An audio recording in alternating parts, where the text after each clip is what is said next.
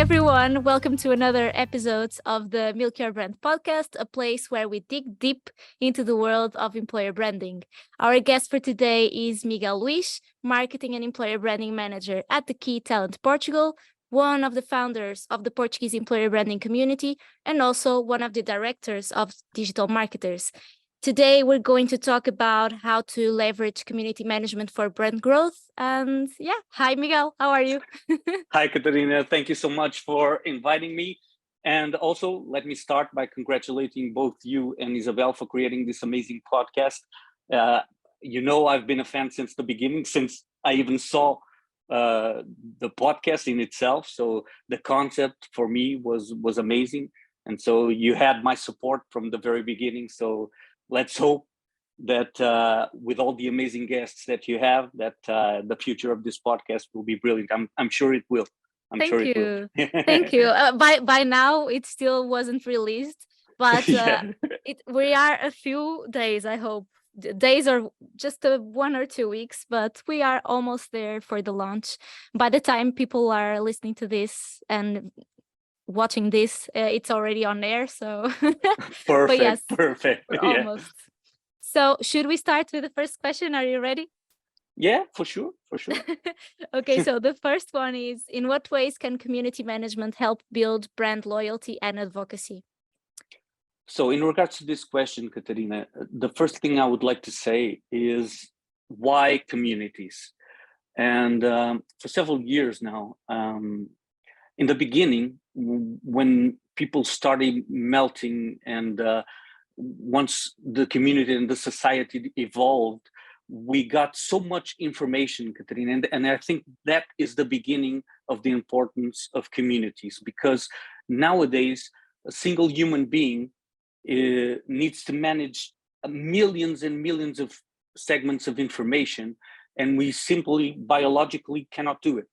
And so the importance of creating communities derives directly from the case that we need to manage information and to have spaces that are safe and that are more directed at what we value in our daily lives is so much important. It's so important for whatever we do. And so in regards to your questions, when we think of brand loyalty and advocacy, communities have a large role to play there. Because imagine, in regards to brand loyalty, if you have a friend that likes a brand, you probably will take the advice from that friend to a lot more into your heart than whatever other person says it. So this is not to diminish the role of influencers. I think they have a role to play as well. But I would say that specialized communities create trust. The trust increases within communities because you all share something. It can be anything. So when you join a community, the first thing that community must have is purpose. And so purpose, I think, when creating one community, and when we speak of communities, talk about the second part of the questions about advocacy.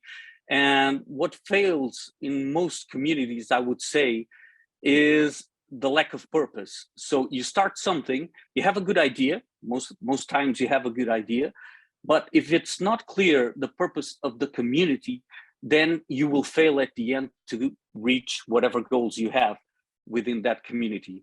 And it's the same case with advocacy. So companies nowadays struggle, and it's very important for them to have their employees, for instance, as their advocates within their employer branding strategies. But if it's not clear for the employees what the purpose of their role is, or what they will gain from participating in that particular community, in most times those advocacy programs fail. And so community management in the first place has to create the strategy. So why was this community built? Who will participate in this community? What are the goals of the community? And how will we measure success for this community? And so I think this is the beginning to help companies and help also people create those communities and to grow the loyalty and advocacy of those companies. I think that this is the answer to the first question, Katarina. Yeah, it was a very good answer, I think. At Infraspeak, we actually work with communities. Of course, you have two sides of the community. You have internal communities and then you have For external, sure. right? And for actually, employees are the influencers of the company, right? But For sure. we also work actually tech communities because my company is a tech one. So it makes sense for us to empower local tech communities because it's a way for the company to be seen as experts in the matter. And in a not near future, but the one of the goals is not only to share experiences and knowledge, but also in the future, whenever someone from that specific community is looking into a new job, they might consider the company. So it's one of the, but actually you touched a great point there. So how do you see or track the results from a community? Because brands, working with branding in general, sometimes it's a bit, hard to track. Let me give you a clear example there, because it's simpler when people see the reality of things happening. So imagine, I used to manage the community of a football club. And I'll take it to this extreme because football creates lots of passion. And so communities is also about passion. So you participate, the more passionate you are about a topic, the more you will have more engagement in that community. So, but the ways that it's measured, it is exactly by measuring the engagement that community generates around a certain topic, a certain content, whatever. And that is the best way to manage to see the results of a community.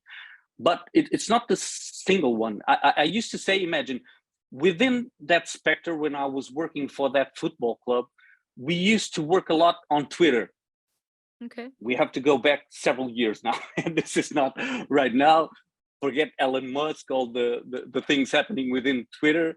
But at that present moment, when we thought about creating a community, and when you look at sports, you have something that is happening in the moment. So it's a goal, it's a missed goal, it's whatever happening in the field. And so Twitter was the place to have that community, because people would engage and interact immediately with what was happening on the field. And so at the end of the day, you had a 90-minute game, and what happened next? So when the game stopped, what happened?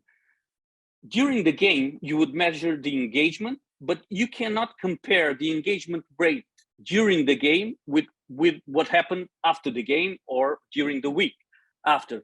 So you had to create separate goals for the different moments that you have.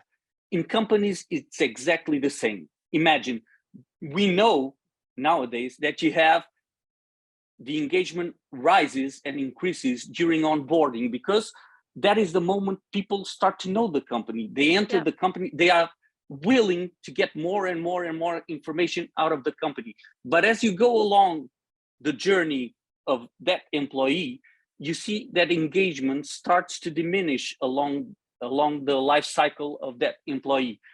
And what we as community managers need to do is to track those moments and see how we can improve the results within that specific community and keep people engaged during all the life cycle of the employee. That's exactly what you mentioned. So yourselves at Infraspeak, what you do is you try to engage through the advocacy programs that you have in line all employees, so that they feel engaged during all the life cycle that they have.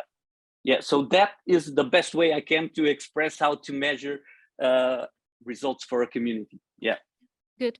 And it's actually very hard to manage the employee life cycle, I think, because like you said, in the first days, first months, first year, like you still Yeah. have the butterflies, but everything is new, everything is exciting. But then when your journey continues for more than 1 year, that's when people start to, oh, I don't like this. Oh, I'm tired of Yeah. this. So You it's very know, hard to. Katarina, you have touch points that are really, really hard.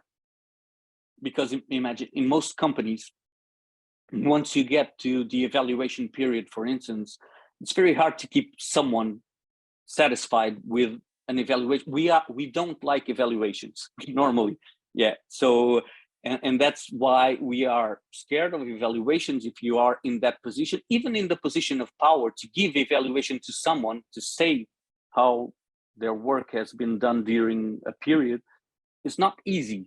And so what you are mentioning is during the life cycle, you have so many different touch points. Even if you, I don't know, if you have training, or if you don't have training, or if someone has training and some other people don't have training. So people compare themselves to one another.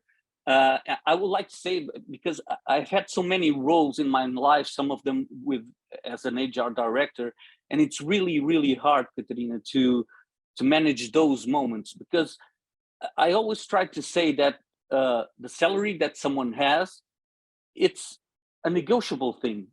So someone can have a salary and someone next to him or her can have a different salary, because and this is not to say that obviously extroverts have more opportunities than introverts.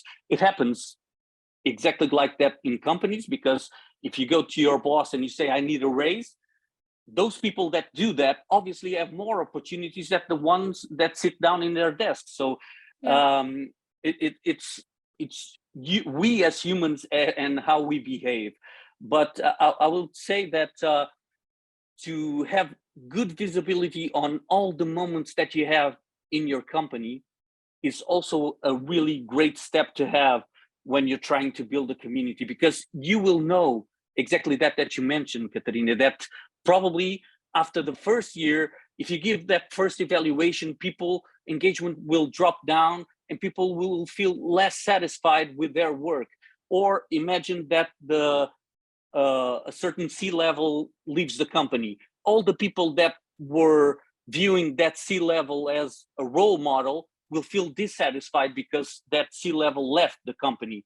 Yeah. And this happens a lot in companies. So yeah, I think a good recommendation for all the listeners that are out there is to really pinpoint all the moments that you have in your employee journey.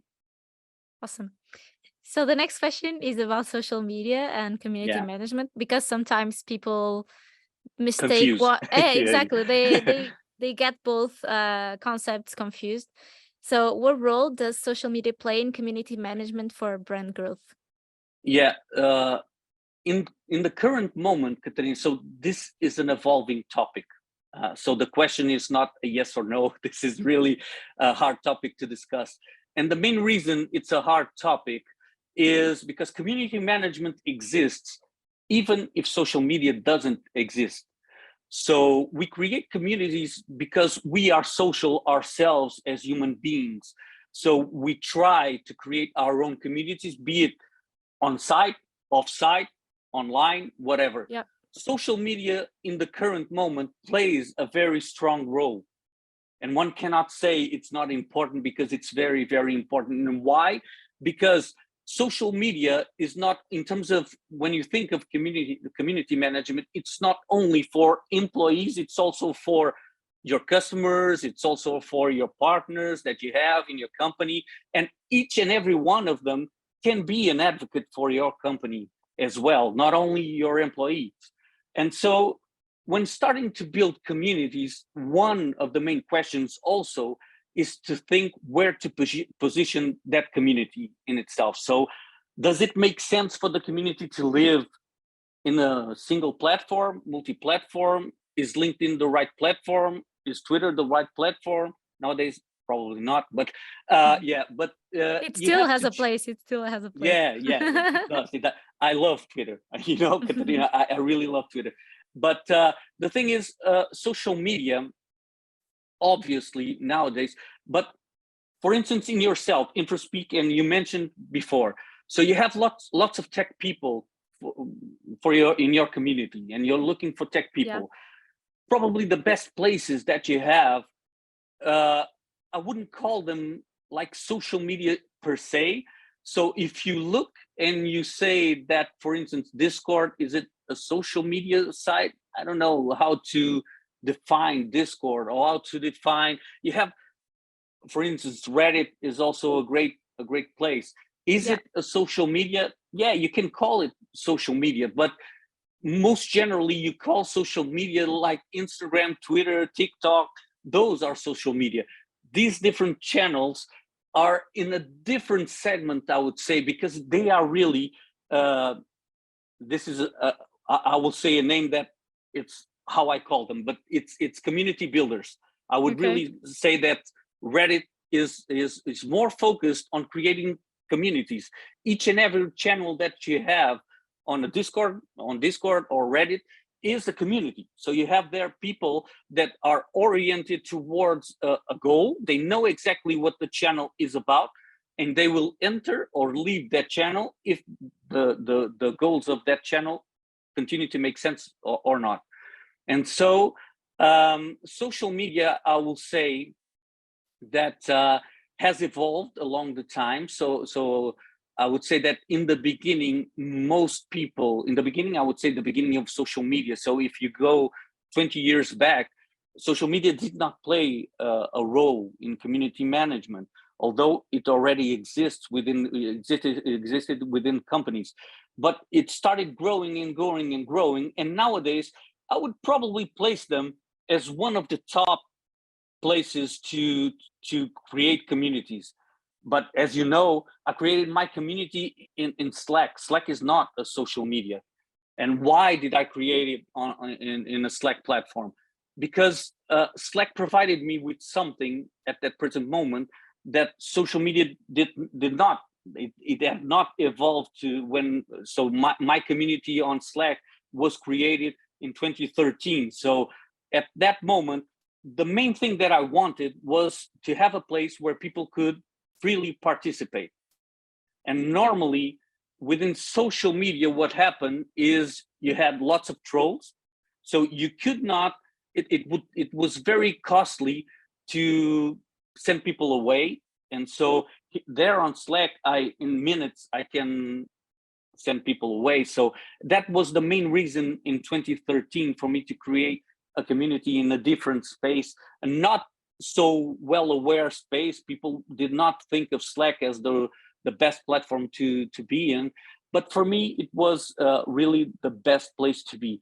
So answering your question, Katarina, I think social media, when you think of brand growth, and here the word growth is very important, because if you're looking just at taking more followers or more people, I would say obviously that social media can have that impact, and you have smart growth or rapid growth within your communities. But it really depends on what you want to do with that community. Is your goal engagement? Is your goal more brand awareness? If your goal, like you mentioned before, is to really position your brand within a specific target of people, you're not really looking for engagement. You're just looking for top of mind. So top of mind is a great, also a great metric for communities. So at the end of the day, if you feel, you create a form, you put it on whatever platform you're in, and say, within these brands that I have here, which one do you recollect the most? You have top of brand there. And that is also a really great metric. But yeah, social media is growing. Social media is one of the great places to create communities. And if you're looking for brand growth, I would really suggest that, you would be present in social media. The question is, which one or ones do you want to be in? Social media is the consequence of humans trying to connect, right? So it's not about, or it's about what you create, and then after you create something, like, where should I position myself, and then choose if social media makes sense. Nowadays probably will make sense because everyone is online, and social media the internet in general connects people much faster. For sure. But yes, but I agree with you Exactly. that you need to properly see which platforms make sense for your strategy, because what might work for me might not work for another company. In this, Okay. just to say, Katri, before you Yeah, go yeah. to the next question, as we are talking about employer branding, and this is one of the main issues that I have, and this is only for Portugal. So Okay. everyone listening outside of Portugal. So what happens in Portugal is very awkward, because imagine if you create an employer branding strategy, that same strategy will not work for any other company, because employer branding is so focused on a single company culture, is truly directed at one company culture, and no company has the same culture as another. And Yeah. so why are we so afraid to expose ourselves and our employer brands online or whatever? Here in Portugal, it's so difficult, Katarina. And Do you think I think everyone is doing the same? I don't think everyone is doing the same. What I think is, as we get these words, these buzzwords, I think most people don't really understand what the buzzwords mean. Yeah, that's So true. everyone says, okay, I need to have an EVP. Why do you need to have an EVP, and what really is an EVP? Yeah. And I get so many people confused about the terminology that we have, even looking at EVP in itself. I had this discussion for many years with different experts. Is EVP the employer value proposition or the employee value proposition? Because for me, words matter, and those are two different concepts, you know. And but this just to say that in this case, secrets are not the reason that you have more or less success. To share your strategies with others will only reinforce your own brand within the community that we are trying to generate. So this is my personal appeal to everyone listening. Try to share more. Say what you are doing, and you will get feedback from people within the community also saying, have you tried this? Have you tried that? Did you try that technology or that technology? So I think it's really important for all of us to start sharing more. And we are so close as here in Portugal, we struggle. And this is not only about employer branding. Normally within companies, we are very strict and we normally don't like to share. Okay, that's interesting. I think I agree at some point. Yes, maybe I'm lucky because in tech, and usually a lot of stuff is shared. It's part of the market. Yeah. But yeah, for sure in small medium companies that can happen for sure. Okay, so I actually have a segment that you're not aware. Surprise. Okay, so I'm going to explain it quickly. So it's called Love or Spill the Milk. So basically I have two sentences, and you either love it or you spill the milk and explain why. Okay, so the first one is community management is a short-term strategy.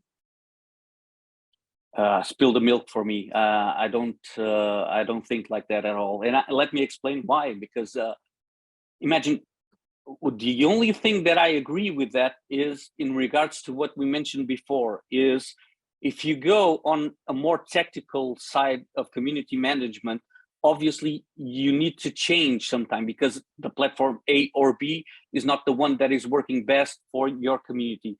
But at the end of the day, once you start to develop a community strategy, I would say that is a long-term strategy and not a short-term strategy. To put it in place, like you mentioned, you have your own employee advocacy strategy within your company. Is that a short-term strategy? I would say not. No. I would say that it's not, because it doesn't make sense to involve people and then at the middle of the journey you say, okay, now employee it's over. advocacy program, it's over. We won't do it anymore. So now we go elsewhere. I won't say, Katarina, that that doesn't happen. I can give you a personal example that I was responsible for managing the employer brand of a very, very large company. And we were working hard. We were 12 to manage a worldwide company. So we were 12 people from all across the world. And what happened was, once the CEO of the company changed, he was replaced by the CFO. And what happened was the CFO set goals perfectly. He was perfectly honest with all of us. And he said, so of all the projects that we have, we will only keep those that have short-term return. And for me, in my head, I said, well, this is over. And it was really, because imagine, why was it over? Because when you're working with employer branding and you're trying to enforce a strategy across a very large company, at that moment when we tried to do that, most HR people, and we were working more closely with HR people, did not have competences within employer branding. And so to shift and to change the competences of the HR people would take time and would take money. And so as soon as that memo went out, I knew that it was over. And it was really over. And I am very sad. But on the other hand, I'm glad because now they are picking up again. And I'm really, really happy for that company because I really enjoyed working there and I love that company. Yeah. I have one question. Yeah. A polemic one, might be. Do you think employer branding is a easily discarded area, like dispensable area? At the present moment, you're asking me right now, yeah? At the present moment.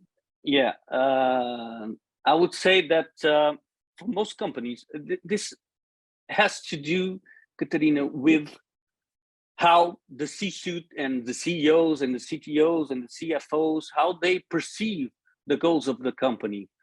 For me personally, I don't see employer branding as a nice to have. Yeah. I see as a really something that all companies should really have. And I really see employer branding as something else as well. I see employer branding as something that is not within HR or marketing. I see employer branding as something that exists on its own, because like I mentioned before, the competencies that you need to work in this field, in this area, are really a mix of both. And so I would think that an HR guy would not do a really good job at managing employer branding. And I think that a marketing guy will not do a great job in managing employer branding. So it's in the middle of those two profiles that you'll see something really good happening.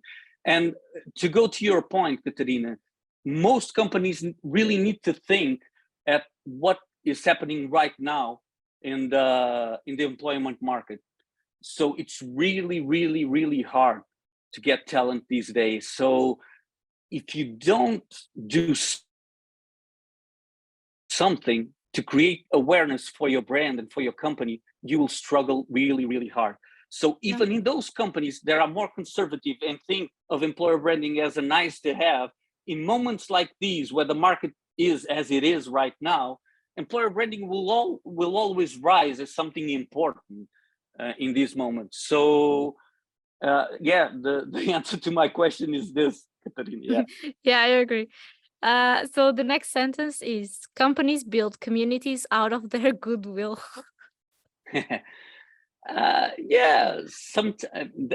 That is really hard. I wouldn't say love, but I wouldn't say also spill the milk. It's somewhere there in between, because I don't have a problem with goodwill. That sometimes it's a really good Kickstarter for something good to happen in a company.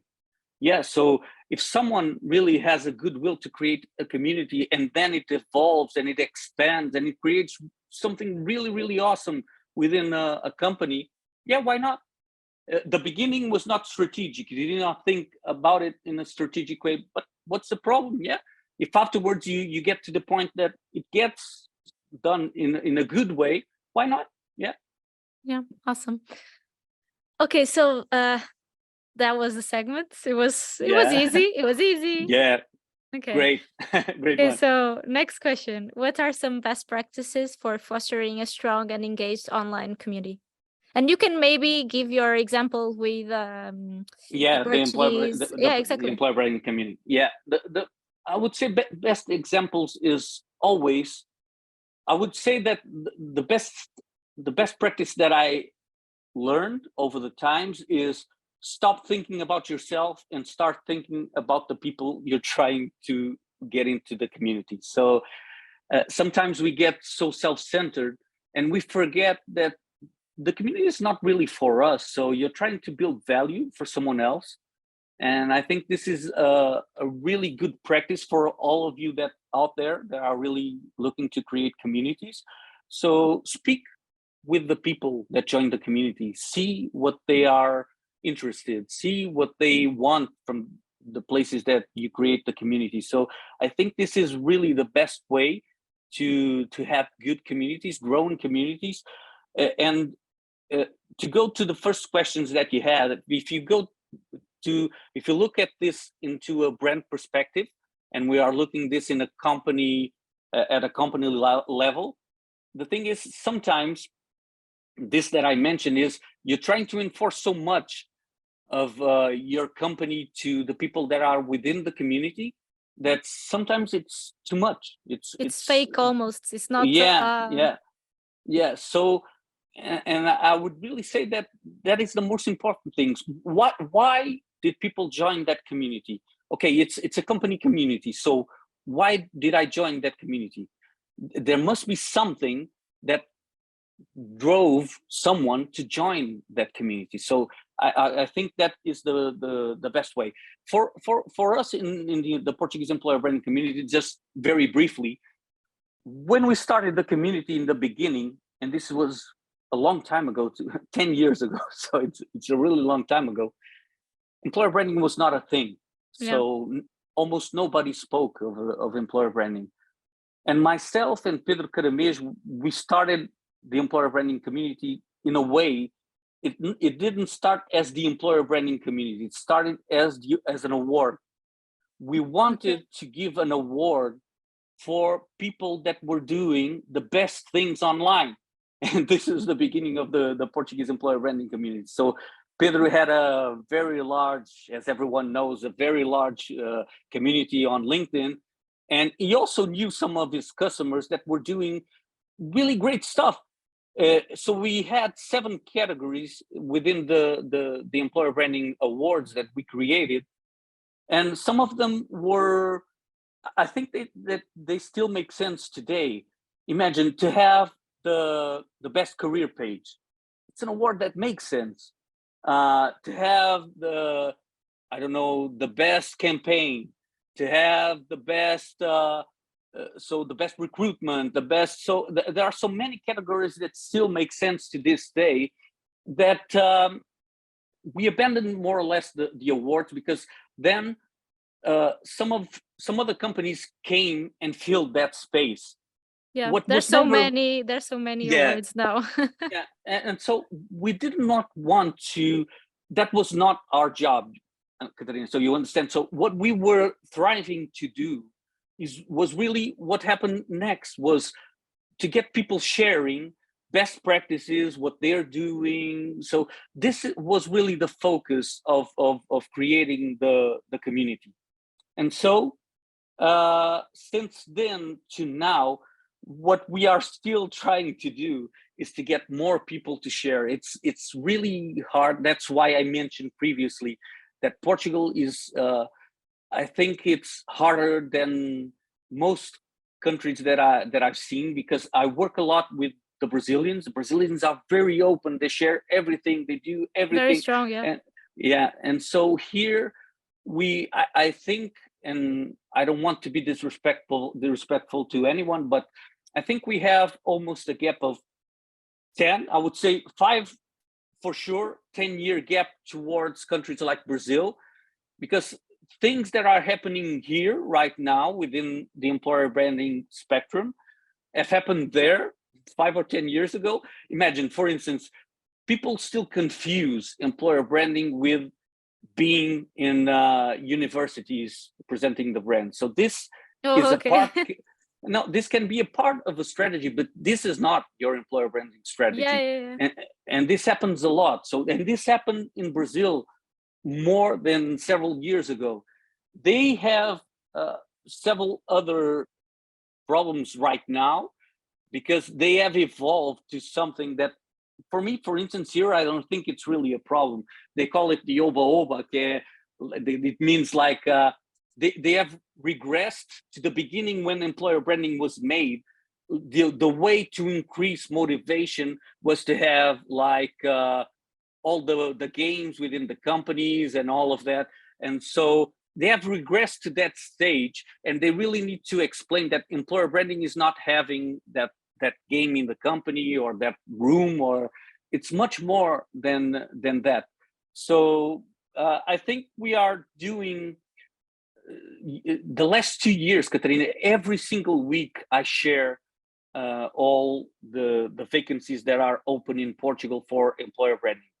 So I've done this for quite some time now, like condense and do some curatorial of content for people that are looking to work in employer branding. And what I've noticed is that there are more roles of employer branding. Not all of them are as of employer branding as the title mentions. Exactly. So yeah, so I think that is the place that we are now, and I think that for sure we still have room to grow within this area, and yeah, I think that the main for instance, I mentioned what services do we provide to our community. This is one. So every single week I provide. I gather all the news that have been shared within employer branding. So you have news, you have the vacancies for Portugal. These are some of the areas that I try to share with the community, and I think most of them value that content. I do. No, but we know the metrics, Katarina. Like I mentioned in the beginning, one good metric there is how many visits do we have, not only to the LinkedIn newsletter that I do, but how many visits do we have to our website? And it has increased. So every single week it has increased. I also created a webinar. So we are doing now a webinar every single month, a new webinar. And that is also content that people value, because it's not easy like this that you're doing, Katarina. I value so much the podcast and what you're doing, because I know it's not easy to get content for you. Before you launch something, you need to think, how many editions of this do I need to have? And then you need to fill each one of those moments with someone. And then you need to invite people, and sometimes they say no. And it's not easy to create segments that are long lasting. And so I prefer not to launch something without knowing before if I will have the means to keep it going at least for a year. So you define the time, but for me, I normally have a year. And if I start something, I need to have it at least for a year. Interesting. Do you know, we didn't think of that.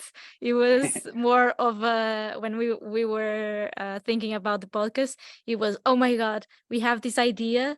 We know we want to do this because X, Y, and W.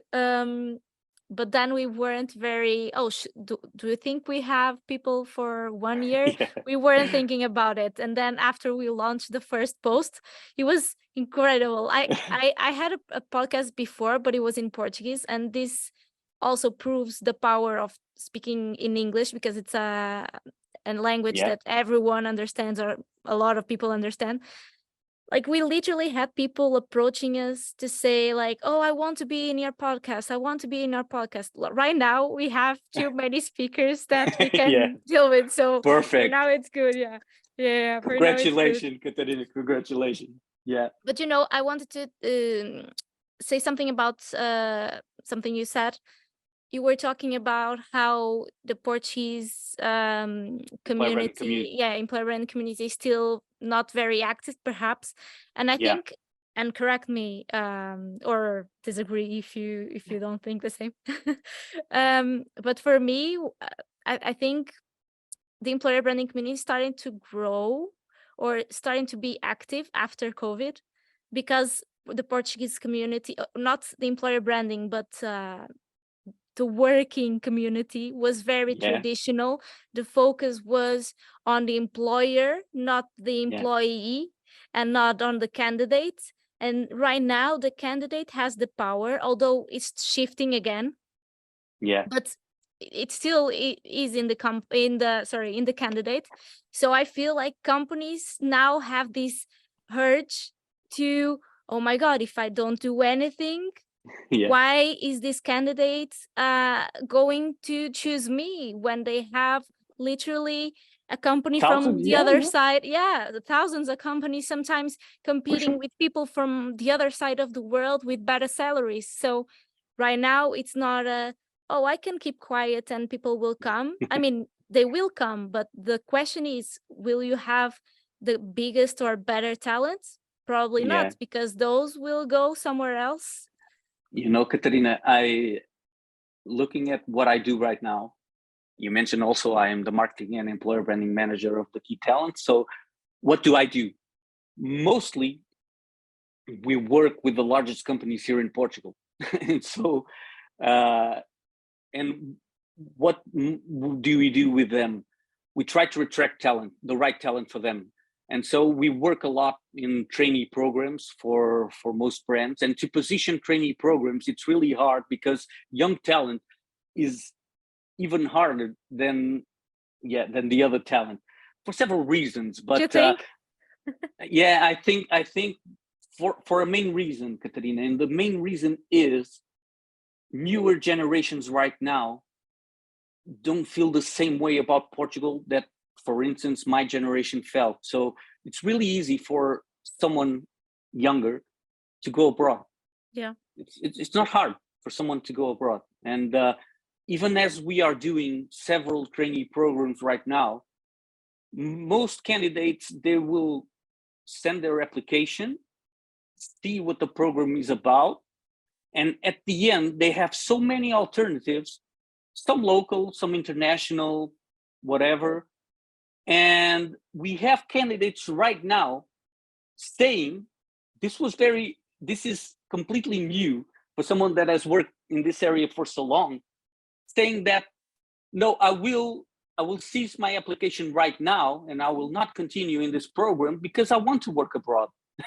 Normally it was the other way around. So people would only go abroad in last resort. So if locally they wouldn't find something appropriate for their profiles. Now it's the opposite. So if you are a national company, you need to provide something better than what they are getting. And you cannot talk about the weather or the food because as Portuguese as we are, that I think it's not really what motivates someone to stay here. And what really motivates is the understanding. And it's the salary is important, obviously, but I think on the broader picture of it, there's a sense of looking at things and saying, taxation here in Portugal is crazy. And so people look at, for me to get the salary that I want with the taxation that exists here in Portugal, I would rather work for an abroad company, but working from Portugal. And this exists a lot. You have, right now. You know, Catarina, we are partners with Indeed Glassdoor here in Portugal. And the Portuguese guy, he's Portuguese and he works for the Portuguese market. He's not working from Portugal, he's working from Ireland. But if you ask him if Indeed Glassdoor would say, would you be in Portugal working for Indeed Glassdoor? He would say, yeah, for sure. Yeah. And this is what happens to, and you, as you are in tech, you know that we have that advantage.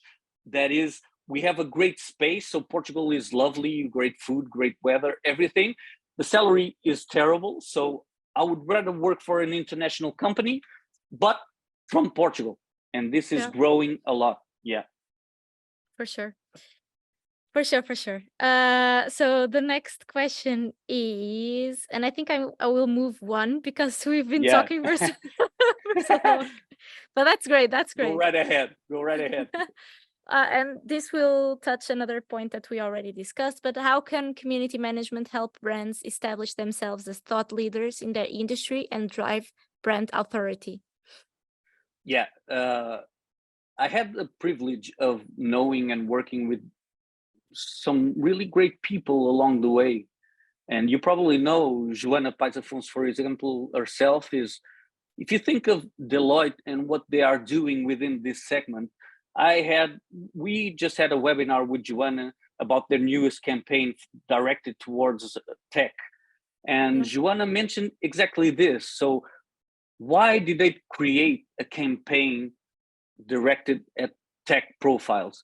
And she replied exactly what this question answers. So what they wanted to do is position themselves as a company that comes to mind when that profile arises. So within the tech community, the tech community, that people from tech think of Deloitte as a good place to go.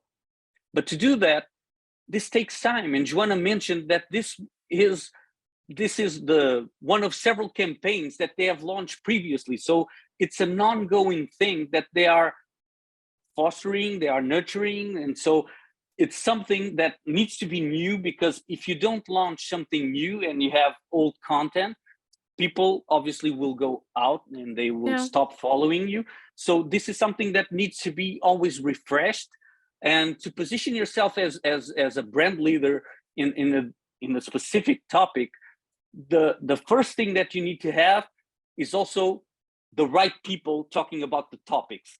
So imagine, this is something that I think sometimes the long shot they miss the long shot, because even if a brand has a great awareness within a specific topic, if you don't have the right people talking about those topics, in the end, it will not get great results. Why? Yeah. And this is not myself saying, this is because we connect human to human. We don't connect human to brand. We connect human to human. So, and we like to see people that are working within brands talking about those topics. And we like to ask questions. So how is it like working at Infraspeak? Can you tell me a little bit about Infraspeak? What's the culture? What's the people? How is the leadership? How is the evaluation? How is the salary? So these are normal questions for us as human to ask another human being. So if you put a logo and we start talking to logos, most of this goes away. So this human interaction goes away. And so I think the best way to establish is to have, first of all, if you are not sure that your people has the right profile, I would say the right exposure to talk about a topic, start building the exposure of those people within your company, so that they really position themselves as thought leaders themselves, as people. And sometimes this is not easy, because here comes the most conservative part of our companies. If I expose too much, I would have the risk of that people going away. But I think it's the other way around. If you don't give exposure to that people, to those people in general, they will go away anyway. So I think it's really, try also to make sure that you assure that they want to stay in your company. And this comes from talking to people. You need to have really, I never devalue the purpose of HR. I like to call it people management, but call it HR, whatever you like. But because they really have a tough job of understanding people and talking to people. So yeah, I think, and just to finish, Katarina, as I know that we have gone too much, it's okay. I would love to share a book. Yeah, because about all of these topics that we are mentioning here, and even about community management, growing communities, I would like to share this book here. Oh, can you see? It's a new book from Josh Bershin. Yeah, the seven secrets of the world's most enduring. It's called this, Katarina. So the name, the name is here. It's called Irresistible. Oh, okay. Awesome. It's called Irresistible. So, and what he explains is all of this that we have been talking about. So the first thing is you need to create teams, and the best teams are community oriented. So why is it important to have communities within your company? Because of this, they perform better. If you have a community within your company, they perform better. They know how to talk to each other. They have common goals. So everything is better when you have a community within the company. So this is a brilliant book by Josh. I highly recommend this book for everyone that is listening. And if you have any questions, well, I'm just a click away on LinkedIn, whatever. Yeah. Exactly. Miguel answers right away, or almost right away. So Miguel, thank you very much for your insights. I hope everyone at home enjoyed. I know I did. So yeah, thank you so much. Guys, don't forget to follow us on LinkedIn and other social media like Instagram to know more about the podcast. Yeah, see you in the next episode. Bye.